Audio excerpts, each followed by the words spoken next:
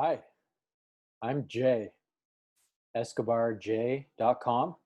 This video is how relationships change over time.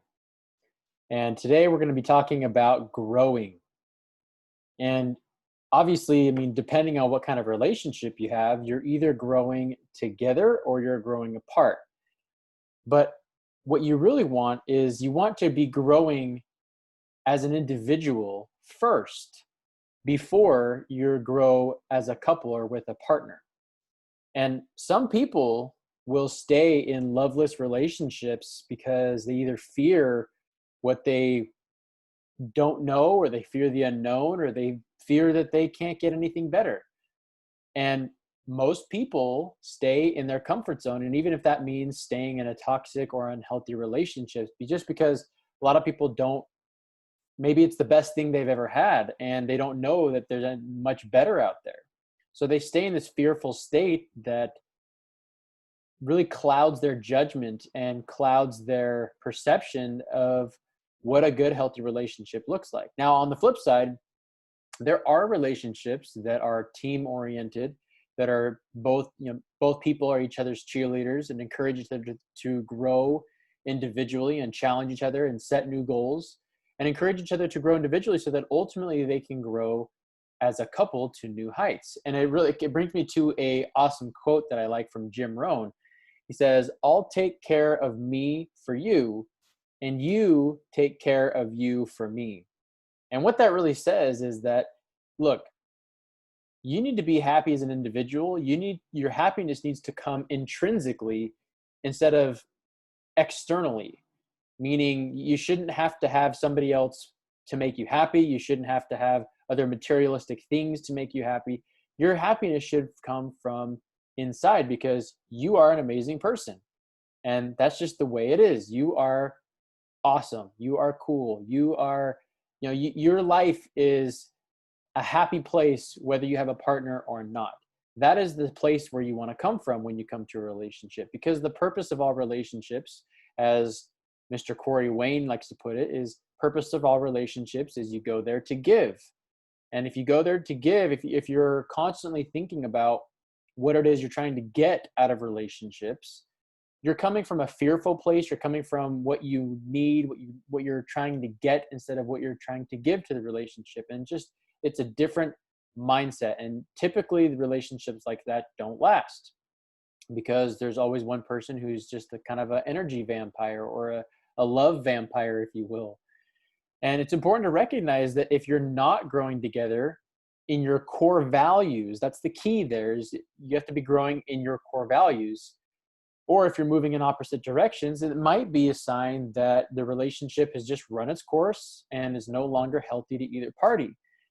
But at the same time, you also need to be able to discern and to not jump to conclusions too quickly if things aren't necessarily going smoothly, but your partner really is, a good partner. Maybe they're just going through a tough time, or maybe just the relationship is at a downturn or in a valley, so to speak. Because relationships do have ups and downs, and it's important to be relentless in your relationship and to just not give up at the first sign of adversity or when it gets difficult. And in some other later videos, I'm going to be talking about a few other key concepts on how relationships change over time, involving these ups and downs. But it's important to be able to understand when you're in an up and down, or when the relationship is actually toxic, and when both people are just moving in different directions and don't have the same core values and same goals and are trying to accomplish the same things. And that's why it's so essential to identify your core values and develop and master yourself first before jumping into a relationship with someone, so that you can navigate the ship. You can navigate if the ship is, or you can discern or tell if the ship has actually got a ton of holes in it and it's sinking and you need to move on and find something else, or if the ship is just at the bottom of a wave and it's about to soon come up to the top of the wave and things are going to be great again. And it's not to say that relationships are always stormy, where they're always in a top, in a roller coaster type of action, because that's not necessarily healthy either. Sometimes it's going to be a nice sunny day on the beach, or in the ocean, and it's just going to be steady, right? Sometimes it's going to be like that. Sometimes it's going to be big storm. Sometimes it's going to be little storm. Sometimes it's, it's just going to be nice and steady and smooth.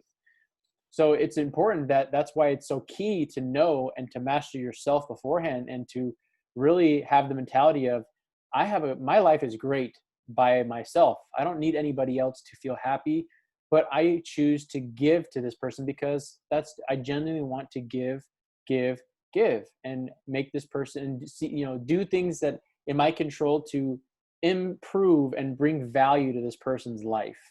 And when you do that, the relationship will flourish. If that's not the case, and you're moving in opposite directions, and if it's something that's core values, like something spiritual, mental, emotional, physical, sexual, financial, I mean, sometimes those can be core values. And if you're moving in different directions, it's kind of like, you're all on a bike together, a bicycle, a tandem bike, and you're trying to pedal up a hill together. And if one person's got the brakes on, or if one person is just not pedaling, right? Because there's a difference there. I mean, you can both be on the bike, and one person in the front who's leading, maybe pedaling really hard, and the person behind them may not be pedaling at all, and that's just going to make things difficult because you're carrying extra weight. That's not a healthy relationship. And obviously, if the person who's on your bike with you is actually hitting the brakes while you're trying to pedal up the hill, I mean, that's even worse. I mean, you're not only carrying extra weight, but that person is providing resistance into the relationship. And that's kind of what it's like, is like pedaling up a hill together, a big, long, steep hill. And ideally, you want to have both partners pedaling as hard as they can, right? Putting as much effort and giving to that bicycle, so to speak, as much as possible, right? Because that's when the relationship flourishes. That's the most efficient way to get up the big hill, right? And it may not be, just one big hill like this. It's going to be like, going up a hill, you got a little flat part, you're going to be going down, going back up a hill, right? There's like ups and downs. But the idea is you want to be a team, and you want to be pedaling at the same time, and having the same rhythm. Obviously that's what's the word I'm looking for? An analogy to what relationships are actually like. But that's what you want to look for in a partner. That's how the relationship should feel. And that's what growing does together. That's exactly how you want to be growing together is, each person has their own pedals. Each person has their own like steering, not necessarily on steering, but each person has their own pedals, and each person is responsible for making sure that they are okay themselves to pedal at a high efficient rate, so to speak. And so that when you're both individually focusing on like yourself, and you come to the relationship to give, then when you pedal together, you have a residual compound effect, and you can get up the hill a lot faster and more efficiently. And that is the first part of how relationships change over time, is growing. So if you like this video, give me a thumbs up, subscribe to the channel, hit the little bell icon. If you'd like to get a hold of me, if you're struggling in this area, or you have a success story you'd like to share with me, you can book a coaching session on my website, escobarj.com. You can also shoot me an email there as well and detail your success story, or if you're struggling, you can detail your struggle there, or comment down in the below. How has this helped your relationship? Have you been in a relationship that's been toxic? Maybe this video has helped you identify, maybe you're in a loveless relationship, maybe it's stagnant, maybe you're in complacency right now, maybe your relationship's not flourishing, maybe you're just in a plateau right now, and you've been in a plateau for a long time, and you need something to spruce it up and get things going again. Whatever the case is, you can email me, post in the comments, or visit my website and book a coaching session. At the very least, do me a favor and share this video with any of your friends and family on any social media platform.